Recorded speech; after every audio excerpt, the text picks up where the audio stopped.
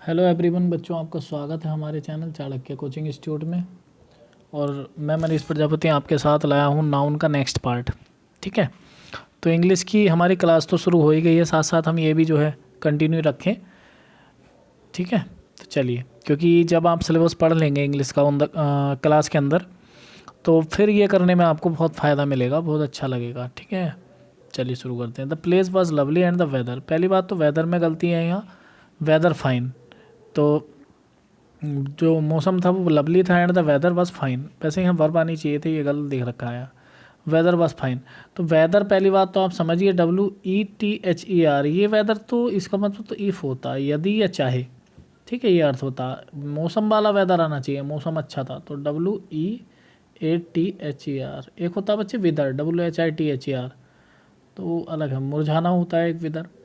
ठीक है, next 25 pages after pages. Already मैं बता चुका हूँ, जब बीच में नाउन है तो ऑब्वियसली ये सिंगुलर आएंगे। क्या आएंगे? सिंगुलर आएंगे। ओके, क्योंकि मैंने बताया था प्रपोजिशन नाउन प्रपोजिशन, सॉरी मैं क्या बोल गया, उल्टा बोल गया। नाउन बीच में प्रपोजिशन होगी, फिर नाउन होगा, तो ये नाउन हमेशा सिंगुलर होगी। और इनके बाद जो वर्ब आएगी बच्चे, है ना, पेज आफ्टर पेज, तो वो भी सिंगुलर होगी, प्लूरल नहीं होगी। जैसे कि यहाँ गोज लगा है ना, pages after pages the book goes, तो ये तो खैर बुक के हिसाब से है, लेकिन वर्ब क्या होगी? सिंगुलर। नेक्स्ट 26 देखते हैं। The extra benefits in addition to. बच्चे इन एडिशन टू का मतलब होता है प्लस करना किस चीज़ को, एक्स्ट्रा बेनिफिट्स और plus it's flexibility of operation and superiority, और एंड लग गया इसमें, सुपीरियर फिनिश मेक्स। तो फिर मेक्स कहाँ से आ जाएगा भाई? प्लूरल वर्ब आएगी, फिर क्या आएगा? मेक सब्जेक्ट, क्योंकि क्या हो जाएगा? प्लूरल। यही फिर प्रिपोजिशन आ गई। माइल्स आफ्टर माइल्स, तो माइल आफ्टर माइल होना चाहिए। ठीक है, the road ran through a thick equatorial forest, तो माइल आफ्टर माइल। ठीक है, कीट्स एंड सेले। बच्चे कीट्स आपको पता होगा, जब अपोस्ट्रोफी एस का यूज करते हैं और बाद में किसी चीज़ को, अगर किसी भी वर्ड का हम प्रोनाउंसिएशन करते हैं और बाद में अगर प्रोनाउंसिएशन शय शय करके निकलता है, शय शय यानी हिसिंग साउंड निकलता है, तो उसमें अपोस्ट्रोफी ऐसा नहीं लगाया जाता। जैसे एक बात समझिए, जैसे ये है राकेश, तो अगर राकेश इस पर अपोस्ट्रोफी ऐसा लगाना हो तो अपोस्ट्रोफी लगा के काम चल जाएगा, ऐसा लगाने की जरूरत नहीं, क्योंकि आप राकेशेस थोड़ी बोलोगे, ऐसी किड्सेस थोड़ी बोलोगे, तो केवल अपोस्ट्रोफी लग जाएगा। तो किड्स एंड सैलेस पोएम्स। अब चूंकि हमें कैसे पता दोनों पे अपोस्ट्रोफी ऐसा आएगा? क्योंकि पोएम जो है वो प्लूरल है, यानी कीट की पोएम अलग है, सैली की अलग है, तो इसका मतलब किड्स आएगा, सैली।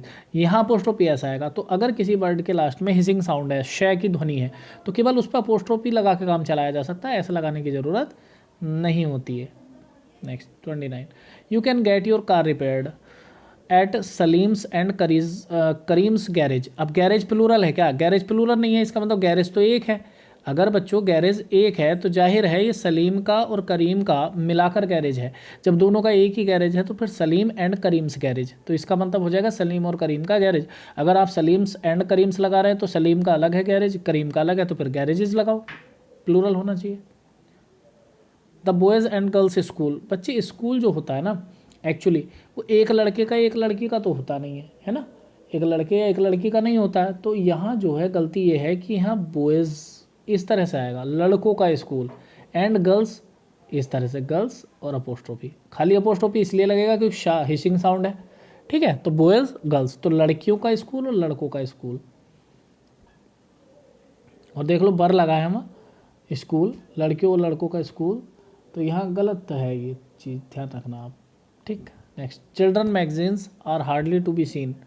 चिल्ड्रंस मैगजीन या चिल्ड्रन अपने आप में प्लूरल होता है, चिल्ड्रन है, पोल्ट्री है, कैटल है, ठीक है, पीजेंट्री है, जेंट्री है, तो दे आर ऑलरेडी प्लूरल। और आप एस क्यू लगा रहे हैं जब वो प्लूरल है ऑलरेडी, तो इनको सिंगुलर नहीं बना सकते, ये एग्जैक्ट फॉर्म्स होती हैं। तो चिल्ड्रंस मैगजीन, तो यानी कि अगर आपको चिल्ड्रंस मैगजीन लगाना है, यानी कि यहाँ अपोस्ट्रोफी एस लगाना पड़ेगा, क्योंकि बच्चों की मैगजीन, तो फिर चिल्ड्रन अपोस्ट्रोफी एस लगाइए आप, चिल्ड्रंस, है ना, लेकिन प्लूरल बनना, प्लूरल का तो बनता भी नहीं है, एडजेक्टिव है यहाँ, तो चिल्ड्रंस यहाँ क्या लगेगा? चिल्ड्रंस, एन और apostrophe S. Clear?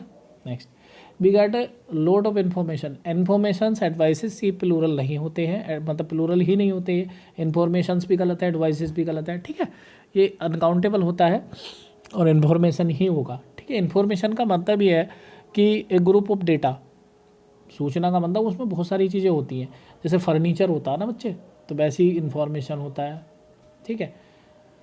33 many sophisticated aircrafts have, aircrafts आप समझेंगे बच्चों, 33 जो है एयरक्राफ्ट्स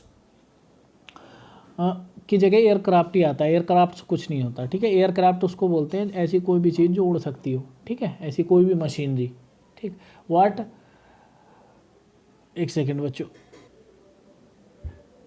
हाँ भी बच्चों, तो हम कहाँ थे, अरे यार कहाँ पहुँच गए, वापस आते हैं, कहाँ 33 पे थे, 34, हाँ। तो देखिए एपेरेटस, तो एपेरेटस जो होता है बच्चे, तो वो ई एस लगाने की जरूरत नहीं, मैं बताता हूँ क्यों। आपने एक वर्ड सुना होगा इक्विपमेंट, इक्विपमेंट होता है ग्रुप ऑफ टूल्स, इंस्ट्रूमेंट्स। तो आप देखो ये कुछ ऐसे नाउन होते हैं बच्चे, फर्नीचर आप ले लो, है ना, इक्विपमेंट ले लो, अभी पीछे आया था इंफॉर्मेशन ले लो, तो ये कुछ ऐसे नाउन है बच्चे कि इनमें बहुत सारे टाइप की चीज़ें होती हैं। जैसे फर्नीचर में कुर्सी भी होगी, मेज भी होगी, लकड़ी की बहुत सारी चीज़ें होंगी, स्टूल भी हो सकता है। इक्विपमेंट के अंदर आप चाहो तो चाबी पाना, यानी कि है ना, पेचकस वगैरह, तो इस तरह की चीज़ें होती है। तो यानी कि there is a group of different things. तो ये एक स्टेट होती है, ये कोई चीज़ नहीं होती। आप ये कहने लगो कि ये कुर्सी पड़ी है, कुर्सी को आप फर्नीचर तो नहीं कह सकते ना, फर्नीचर नहीं कह सकते आप कुर्सी को। फर्नीचर तब कहेंगे आप जैसे लकड़ी का बहुत सारा सामान पड़ा है, तो दिस इज़ द फर्नीचर, ठीक है। इक्विपमेंट आप औजार जिन्हें बोलते हैं औजार, आप ऐसे नहीं कह सकते कि एक पेचकस है तो आप उसको इक्विपमेंट कहने लग गए, या एक चाबी है तो उसको आप इक्विपमेंट कहने लग गए।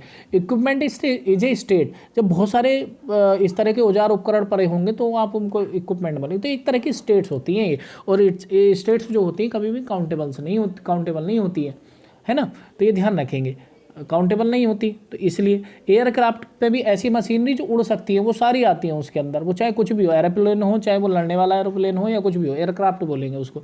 तो इसलिए उसमें भी भाई डिफरेंट तरह की चीज़ है, तो अपैरेटस आ जाएगा ये, समझ रहे हो ना। तो ये स्टेट होती है, एक्चुअली ये एब्स्ट्रैक्ट नाउन होते हैं। अगर तुम्हें मैं बता दूँ तो दीज आर एब्स्ट्रैक्ट नाउन, आप सुनकर अजीब लगेगा आपको, लेकिन ये एब्स्ट्रैक्ट नाउन है। क्यों abstract noun? Because these are states, ये स्टेट्स हैं। भाई आप कैसे कह दोगे कि ये फर्नीचर है, किसी एक चीज़ को फर्नीचर नहीं कह सकते, वो तो कुर्सी कहोगे, तो वो चीज़ तो है ही नहीं ना। तो स्टेट्स एक अवस्था होती है, जैसे एक वर्ड होता है बच्चों ट्रैफिक। अगर आप ट्रैफिक की बात करते हैं तो ट्रैफिक एक तरह की स्टेट होती है। कैसे ट्रैफिक एक स्टेट है? उसकी वजह है क्योंकि आप एक खड़ी हुई बस या कार को ट्रैफिक नहीं बोल सकते। एक स्थिति बनेगी जब आप ट्रैफिक कहेंगे, जब गाड़ियाँ बहुत सारी दूर तक हों और जाम जैसा लगा हुआ, तब आप उसको ट्रैफिक कहेंगे, या चल रही हों बहुत सारी गाड़ियाँ एक साथ, तो उसको ट्रैफिक कहेंगे। तो ट्रैफिक इज ए स्टेट, एक अवस्था, स्थिति होती है। तो स्थितियों को कभी भी आप अनकाउंटेबल होती है, वो काउंटेबल नहीं बनाते, इसलिए एब्स्ट्रैक्ट नाउन में आते हैं। आपको लगेगा तो अजीब सुनने में, लेकिन ये होते इसी तरह के। देखिए मशीनरीज माने मतलब विभिन्न तरह की मशीन हो गई, तो मशीनरी कहते हैं, मशीनरीज नहीं कहते। भाई आ जाएगा इसकी जगह, क्योंकि मशीनरी किसको कहोगे आप? भाई आप एक मशीन को तो सिंगल मशीन कहोगे, लेकिन मशीनरी का मतलब है विभिन्न प्रकार का काम करने वाली विभिन्न विभिन्न प्रकार की मशीनें। सीनरीज भी एक ग्रुप ऑफ सीन्स होता है, तो सीनरीज आप कैसे कह देंगे? सीनरी कहना पड़ेगा, है ना।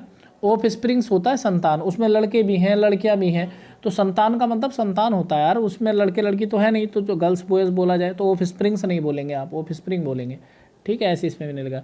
दीज पीसेस ऑफ ज्वेलरीज, भाई ज्वेलरीज किसे कहोगे? ज्वेलरीज में हो सकता है नेकलेस हो, रिंग भी हो सकती है ज्वेलरीज में, है नहीं।